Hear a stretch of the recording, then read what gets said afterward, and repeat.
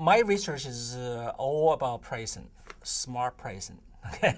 And in fact, that I basically study how the firm should go about making their pricing decisions from very beginning, where you will measure consumer willingness to pay, all the way to the end, where you put a structure into pricing structure into your product and services, and also to the afterwards. And when you make the pricing adjustments, for instance, if you if you want to run some discounts, you want to run some promotions, you may actually have to manage the price competition. All those things that I actually study. And to give you some idea in terms of the kind of a research I normally do, let me just give you a couple of examples. One of the most recent projects I'm involved in is really with a team of professors from University of Bern in Switzerland. So essentially what we do is we try to find out what would be the most effective way to measure consumer willingness to pay. For instance, if you have to make a pricing decision, you do have to gauge consumer willingness to pay. And it turned out that there's so many different ways to do it. You could actually ask direct questions, like if I ask you how much you're willing to pay for this particular product, if I ask you that way, you probably give me one answer, right? If I ask you in a different way, you probably give me a different answer. And also that in fact, frequently, we in marketing will use the indirect approach. So we would show you a certain kind of a product and change the product attributes a little bit. We also change the price a little bit. And then based on your answer and your preferences, displayed in answering all those questions, looking at the different choices. And then we can make an inference about your willingness to pay. So that's more sort of indirect approach. So as a practitioner and a researcher, you can imagine that every time you want to gauge consumer willingness to pay, you just have so many different ways to do it. Then the question is how you're going to choose among different approaches to gauge consumer willingness to pay. So what we actually did was to develop a very large data set where we can actually observe the consumer actual purchases. Not only that, we also know how you actually answer different questions when we ask your willingness to pay. We also, in fact, do this indirect approach and use the so-called conjoint analysis and do different kind of conjoint analysis and try to infer your willingness to pay. And once we do that, you can imagine that we have a real benchmark. A real benchmark is your purchasing decisions. Okay, and relative to that benchmark, and we want to find out under what sort of conditions that one approach is better than the other. And the reason why we want to do that is because we want to make sure that every time you make a pricing decision, you would make your decision based on the most accurate information possible about coming from customers.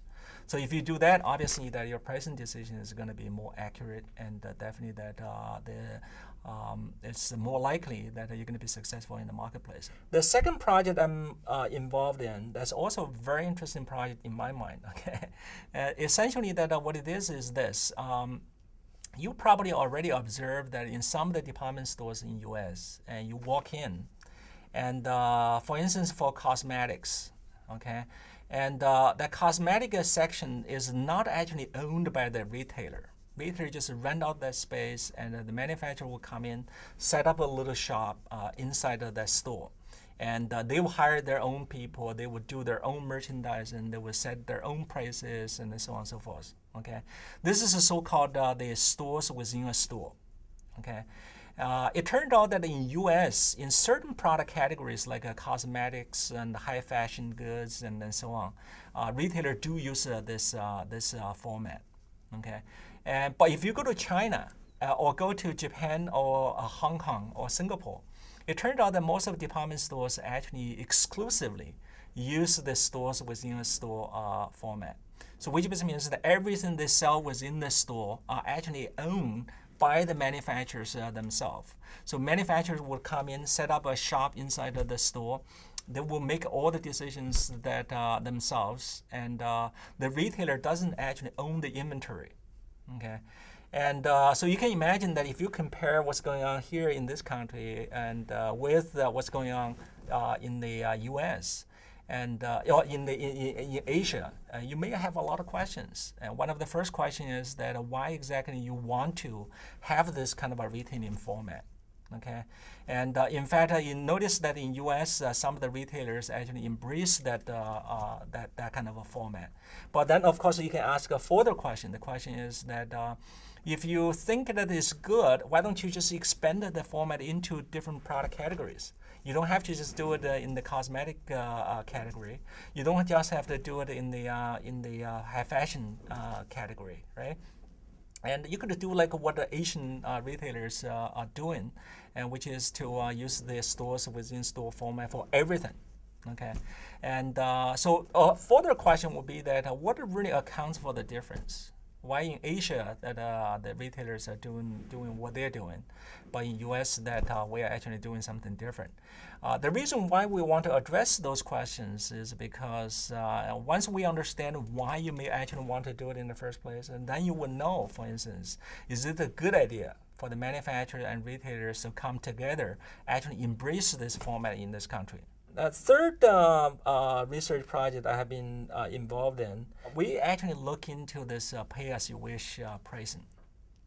You notice that some time back, Radiohead decided to put a new album, music album, online. And they would just let the consumers to download the music and let consumers decide how much they're willing to pay for it. Whatever you pay for it is fine with them. And so if you don't want to pay, that's fine. You download the music for free. But if you want to pay $20, they would be happy to take that $20. So this is a so-called pay-as-you-wish pricing. And after that, and a lot of our students actually ask a lot of questions. They're wondering whether this kind of a pricing mechanism can be used elsewhere. Right? You don't have to just sell the music this way. You probably could sell a lot of other things this way. Right? And also the further question that they're asking is that how is this pricing mechanism different from every other pricing mechanism that we are very familiar with? Right? So for instance, you go to a supermarket, normally what they do is they don't let you to pay whatever you wish, and they post the price. Right? And either you're going to pay that price or go somewhere else. That's essentially what they tell you. Right? Can you actually sell the groceries with pay-as-you-wish pricing? Probably most people would say no. Right? And but the point is that under what sort of conditions, for instance, pay-as-you-wish pricing might be a good pricing mechanism. In fact, we look into that, and it turned out that the pay-as-you-wish pricing is used in many different places. You go to New York City, the Metropolitan Museum of Art, and you know that they gave you a suggestion. They says, well, you can pay like what, $14 or $18. When I was at Columbia, I know that it was like $14. And if you don't want to pay anything, that's fine too. So you can just walk in pretending that you don't see anything, right? And in churches, for instance, and for ages that the churches have been using this particular pricing mechanism to get the donations from churchgoers, right? So they will circulate a basket around, and you put whatever money you feel comfortable giving. Or in some cases, some people may actually grab some money out of the basket. You never know.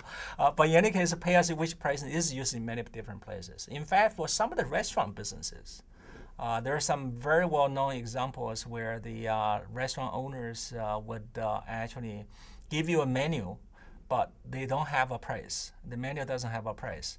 And you will eat the meal, and at the end of the meal, you write whatever amount of check you feel comfortable giving to the restaurant owner.